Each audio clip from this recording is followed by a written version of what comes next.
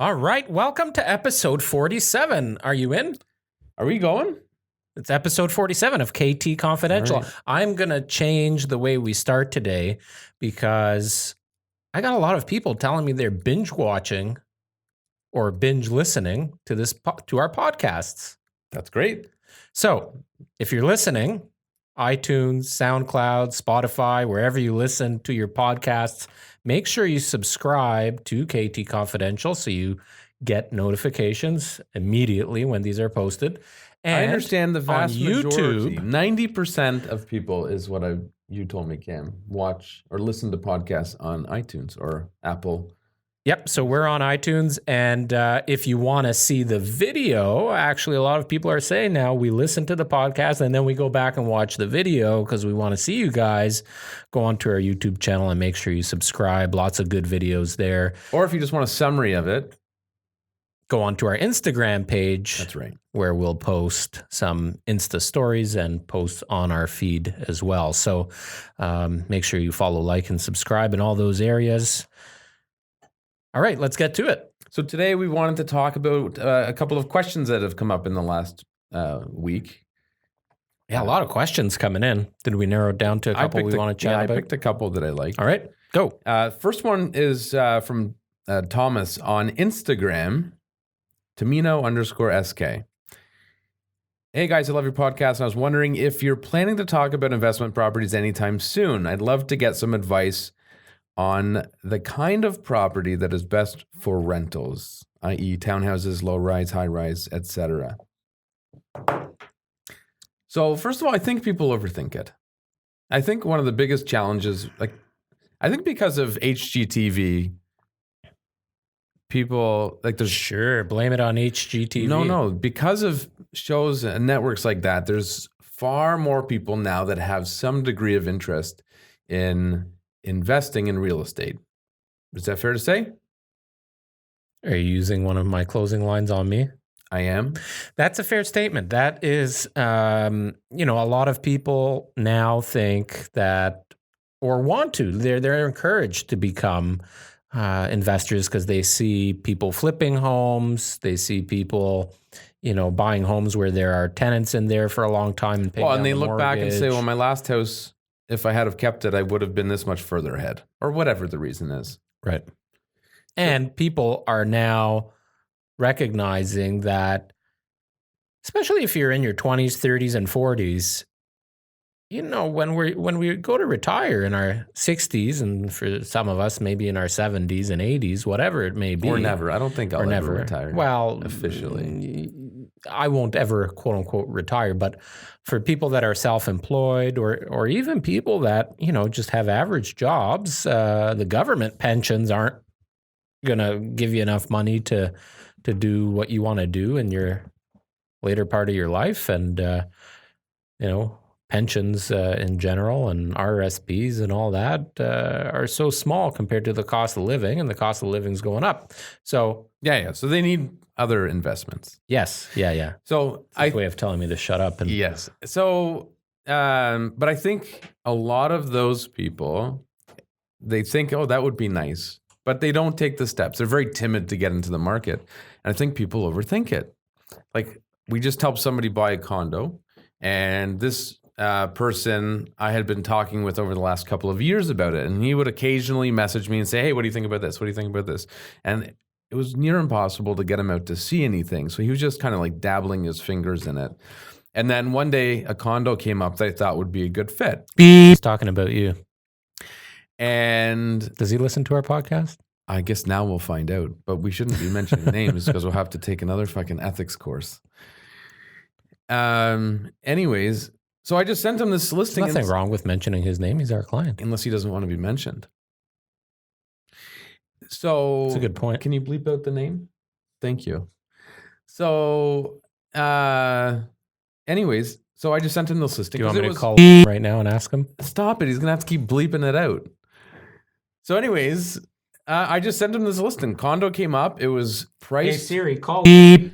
It was priced perfectly, and it rents out really well. So I just called him and I said, you need to buy this. And I just really gave him a strong push, and he bought it the same day. and he's going to do very well with it. But I think the problem is most people way overthink it. They need a little bit more guidance. They need to stop overthinking it. Focus. He didn't even go see it. And that's another problem. People are using emotions where they need to just look at the numbers. Now, if I mentioned his last name, I can see where you're going, but I only said his first name. Well, I'm glad you didn't say his last name. Anyway, so the question was townhouses, condos, high-rise, low-rise, My mid-rise, input. whatever. I think it doesn't matter. I say stop overthinking it. See, now he's learned to finally cut me off and be a little more aggressive. Well, you're making this very difficult to have a fucking conversation. You're not listening. I'm enjoying the conversation. I don't need to be listening to you. All the people listening to the podcast need to be listening to you. So my input is very similar actually to yours. It doesn't matter what the property is. It can be a condo, low rise, high rise, townhouse, detached home, semi, cottage, vacant land. It doesn't really matter. What matters is the return. And it also matters, everybody's going to have different ideas as to what they want that investment to be. If they buy something for a longer term investment, you might have a different opinion than if somebody says to you, I want to cash out in a year or two. Well, right. So the vast majority of people getting into the rental market should probably get into it under the premise that it's a long-term investment. But it doesn't need to be all the time. It doesn't need to be. You're talking flipping. It's completely different. No, not necessarily. I look at the condo that I bought a few years ago. We ended up selling it after 2 years. It became a good investment and a good time to get out of that investment. And we use that money to reinvest in other real estate opportunities. But you need to feel comfortable at the end of the day. So oftentimes, if you're a first-time investor, first-time landlord, if you're going to get tenants, I would highly suggest having a property management company help you out, or do your due diligence and have that property really close to home, so it's super convenient for you, and then buy something that's a little bit newer that might not need as much upkeep or attention or have any issues that tenants will be calling you about, blah, blah, blah, blah, blah. Condos are great for that. So if you want something that's peace of mind and it's not going to cause any issues other than potential tenant stuff coming up, buy a newer condo. The only challenge is you've got maintenance fees, property taxes, and your mortgage. So you have to make sure that your cost is somewhat in line to what you're going to be bringing in rent. Now, depending on where that condo is, if you're in the GTA, condos are renting very, very well now. So you got to look at the numbers, but you also have to feel comfortable with it. And then the other side of it, if you do hire a property management company, not giving us any plugs here, but if you do hire a property management company, it does broaden your search a little bit. So right now, if you live in Milton, as an example, you might consider Milton, but you might also consider Guelph, Cambridge. I think a big thing people Waterloo. need to figure out is, or to understand, is the legal side of things as far as landlords and tenants go and their rights and responsibilities. Because there are certain things you need to take into consideration before just jumping into it. Well, the landlord and tenant, the Residential Tenancies Act, is, I don't know how many pages. It's super. It's like the Bible. Yeah, it's a big good read. And have you read it? I've actually read a lot of it. Yeah. Yeah. A lot of people don't. Right. They just say, "Oh, I'm gonna throw it on Kijiji, find a tenant," and that's where problems begin. But going back to Tom's question again, the property type doesn't matter. There's so many things that actually matter, but that's probably one of the least of the things that make a difference. The only time it might matter is single family versus multifamily. If you're looking at single family, I wouldn't overthink it. Yeah. And if you're approved for 550, 650,000, doesn't mean you have to spend that much either to get a good return. You might be able to find something for 3 to 4 that suits you just fine. And then you aren't, over leveraging yourself, or most people are taking equity out of their house. So you're not using more than you need to, and you still have that investment property working for you. My biggest advice, if you're thinking about it, stop thinking about it and actually do it. Right. And go out and see some properties with a realtor. Go out and talk about it with a realtor on how the financials will break down. Because most realtors that do work with investors know how to, within a few minutes, tell you where you're going to be financially on this. What is it going to rent out for? How much appreciation is going to be on the property over the next, 2, 3, 5 years? Of course, that's a bit of a crystal ball, but, an educated guess. What are the expenses on it? And break it all down and see if it makes sense. And if it does, just do it. That's right. So, Tom, just do it. Just do it. Next question was from who? Yeah, the next question's an interesting one. I wouldn't mind getting your input on it. So this was from Tendai on YouTube. She said, we'd love to hear more about coping with horrible sellers, especially if you believe you have found the home. It's something we had to work through recently. It stirred up a lot of emotions. So that's a good question because, let's say I don't fully understand what the question is. I'll paint the picture for you. So yes, you're paint the out picture shopping for everybody. For a house, right? You're out shopping for a house. You find the house, the home that you would consider to be your forever home, the house it suits everything you want, and maybe it's priced unreasonably high. Okay. So, and the sellers are not cooperating with negotiation whatsoever. And you just have a difficult seller, or for whatever reason. Or maybe you're going through the home inspection and the home inspection reveals some serious deficiencies and the seller's not willing to do anything about it. So in that case, perhaps you're working with a seller that has really no motivation to sell. Maybe they're just trying to get a feel for the market to see if they could get like really high dollars for their house they would sell. So it's a bit of a tease, I suppose, for the right buyer that's found the right house for them, but doesn't want to spend X amount of money over what they deem fair market value. I have seen so many things from, especially once the deal is firm, between firm and actual closing. I got a bunch of stories for that, but there's also things that come up when you're looking at homes. So read the question again. We would love to hear more about coping with horrible sellers, especially if you believe you have found the home.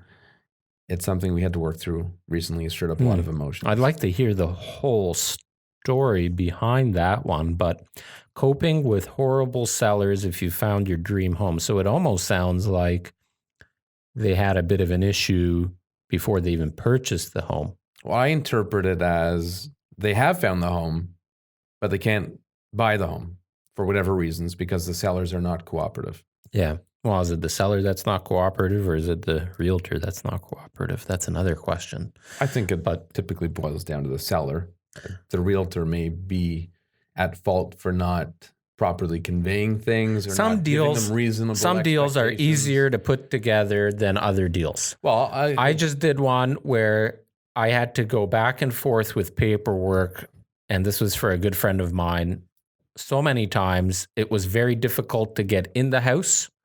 In the broker remarks, it said easy to show, easy showings, anytime showings. You had to book a few appointments. And not only did the appointments get denied, they asked to reschedule during times that were not convenient, but this was my client's dream home. So we made it happen finally 6 days later, only to find out the house was sold, conditional. Luckily, we ended up getting the house because one of the conditions was the sale of the buyer's property, and we went in there and got the house. But then they told us the closing date would be flexible. We went back and tried to close a little bit earlier.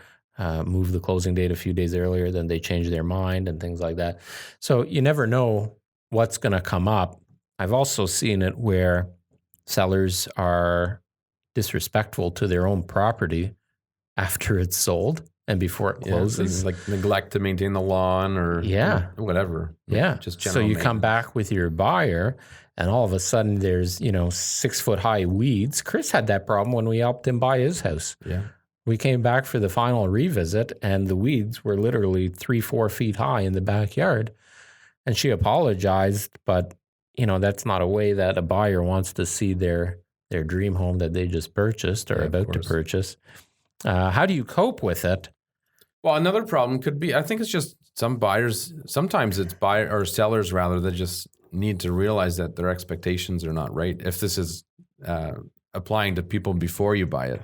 Like, I remember doing a listing presentation for somebody. They ended up signing with somebody else and listed it $100,000 more than I had suggested. So here they are, somebody that wants to move, but they've been misinformed and led to believe they can get an unrealistic amount for their house. So they ended up selling about 6 months later for less than what I had suggested. But I'm sure during that period of time, there might have been people like Tendai going to try to buy it for a reasonable, well, she sent us a public message. It's okay. She sent there's probably people that tried to buy it for a reasonable amount, maybe even more than market value still, but not crazy $100,000 over. And they said no. And then 6 months later, they sold for less than what the other people had offered. So sometimes it's a matter of sellers just sitting on the market, being stubborn, and then realizing they're out to lunch. They can't get what they want. And sometimes they do it because they're just trying the market. Right. So they become difficult to work with because their home has been on the market for so long. So yeah, we've encountered that all. So how do you cope with it? That's the question. How do you cope with it? Well, it depends. In a situation like that, where my answer is easy. It's a bottle of wine or two. Yeah, that works. But you just try not to get emotionally attached to it. I mean, having a good realtor that hopefully is building a good story for you, because when they're communicating with the other realtor, how can you justify the price? Is it just an arbitrary number, or do you have something to back it up? Maybe even go in and present it in person to the seller and their realtor to convey your message more effectively. I think having a good realtor is key there, because that's somebody that is shouldering the brunt of all of this bullshit that happens behind the scenes. And if you have somebody that doesn't care working on your side, it becomes so much more stressful. So having that middleman that really can help kind of mitigate all of that is super important. It's a huge part of it is just reasonable expectations. And like, we run into it even with home inspectors. We'll do a home inspection. I've had home inspections with some inspectors that do a phenomenal job at their trade. Like, they know houses inside and out. You ask them anything and they can answer the question for you, but they have zero people skills and they do not know how to convey messages to people in a proper manner. So there might be a lot of them are contractors, right? Not salesmen. Well, that's exactly it. So you might have a small problem with a house, but the way that the home inspector conveys it to the seller is that the fucking house is going to fall apart, or it's infested with mold, or, it's a lot of these things could be conveyed in a different manner that actually helps people understand what the problem is and that there might be a way to resolve it, and et cetera, et cetera. So one of the problems is maybe the seller's realtor has not set them up properly, which you can't do anything about that other than time. Stay calm, stay cool, stay collected. If you get it, it was meant to be. Yeah. If you don't. But she ended up buying a house with us, so I'm sure they found the perfect house in the end, whatever it was. I'd like to know if that was, well, they had a couple of issues, I know, with going through that process. But Steve, who was their realtor, is probably one of the most patient people I know. Yes. So I'm pretty confident he took the brunt of a lot of the crap that they had to deal with. So that's a big part of it. What else are we talking about today? Episode 47. I just had two questions. That was it? Yeah. So yesterday, report came out from the Toronto Real Estate Board. I don't know if you saw it or not. September sales year over year in the GTA. So TREB, Toronto Real Estate Board, actually has a lot of listings from everywhere coming in there. So the number might be a little bit general, but sales up 22%. I believe it. Year over year in September. That's huge. It's a big number. It's big. We were very busy as well, so we felt that jump. September is usually a little bit quieter. Kids going back to school and, but we had that conversation last minute in vacations. The last podcast or the one before that where we were saying, it's usually quiet, but it wasn't. Yeah, it's 22% though. That's huge. What do you think October is going to be? Do you think it's going to stay pretty strong like that? If not busier. Really? It's been, for us, that's the biggest indication. I'm often having to reschedule appointments. So I have a bunch of showings I'm doing tomorrow morning, and I've been watching all week to see what we can go see. But this is the only day the guy can go. And half the houses that I had lined up have sold. So things are moving. And more houses have come into the market. So we've got new options now, but it's busy. Lots of activity. You got to act quickly. If you find something you like, don't wait. You got to go right away. Yeah, right now, I think it's a little bit of the turn of the tide because, 2017, we had all those bidding wars, prices going through the roof. People thought the prices were outrageous. Then you had a little bit of a pullback where the prices came down and everybody thought the world was collapsing and real estate was a bad investment. But over the last now year and a half, we've seen that kind of stabilization of the market.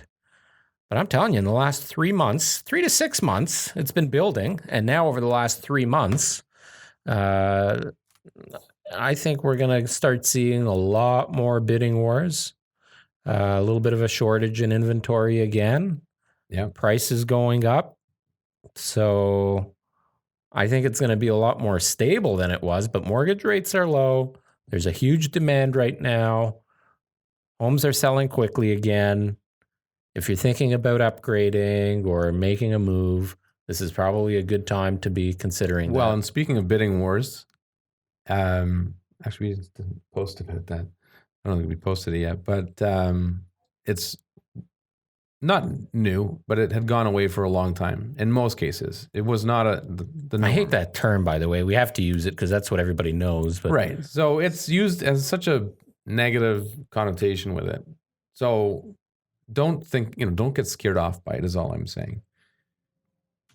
Because a lot of people, as soon as they hear it, they're like, oh, I'm not going to get involved. Right. Well, what if the house sells for a number that you would have paid? Right. Like, don't risk the chance of You don't know what it. the other offer is. Right. And it doesn't cost you any money. It just costs you a little bit of time to try your offer. And we've had plenty of situations where we were in multiple offers and all of the offers came in less than we would have expected. On the buying side of the thing, of the equation? Well, no, we wouldn't have known the numbers in that case. Oh, you mean when we're representing the seller? When we're selling, yeah. So the initial offers may have come in much lower than we thought. Initial offers, yes. Yes. What it ends up selling for, different story. But if you had, 5 offers and they all came in under asking, but one person came in, $5,000 to $10,000 more, perhaps that would have been enough to convince the seller to do it because they didn't waste any time. They came in strong. It's a fair price, not unreasonable for either side, a fair number, and they perhaps would have got it. This market right now and this time of the year it's crucial to have a realtor that knows what they're doing, that has great proficiency in paperwork, in negotiating, in people's skills, in communication. I've turned away a few deals recently from people that I had no email etiquette, in. text etiquette, phone call etiquette, being able to speak professionally, clearly, intelligently. That's so, so important. Well, actually, Chris just did a deal. I think he had 3 offers, perhaps. I'm shaking my pen at Ariel, by the way. He's mocking me because I'm fidgeting. I'm telling you, we got to order like those KT scoosh balls or something. No, because I like to do this, but I can't get all the way around. It's hard. Anyway, so Chris had 3 offers on a property, if I'm not mistaken, and they were all, I believe, very similar in their own respect. But one of the deciding factors, I believe, he said, was the manner in which the buyer's realtor represented themselves. Sure. It's a huge component. He had confidence in them that it would close. Anyway, up 22% September year over year. I think that's a great sign for the market. Yeah. And for those people that are out looking or contemplating, you can still buy a house and be in it for Christmas. But that window's closing. So if you'd like to have your Christmas tree in your new house this year, you got to do it in October. Or what's your candle thing called? I can't remember. Menorah? A menorah. My candle thing? Yes. What a schmuck. Sorry. Not trying to be disrespectful. I'm just ignorant. But yeah, if you'd like to celebrate the holidays this year in a new house, we have lots of people still managing to squeeze in December. Some in November. I don't even know when Hanukkah is this year. It's That's later. even worse. It's later. Later in December. I don't feel bad whatsoever. Well, it changes every year. It's not like Christmas. It's the same time every year. You should know. Should I? I would think so. It's only October. Yeah, one holiday at a time. Not likely to be in for Thanksgiving, but Christmas, Hanukkah, anything else. Very realistic. I need a pen. Anything else to talk about? No, that's it. I'm good. All right, that's episode 47. Again, make sure you, what do you, follow or subscribe on iTunes? Subscribe. Must be. Well, whatever the fuck it is, just keep listening on iTunes and make sure you click the little thing that keeps us connected to you.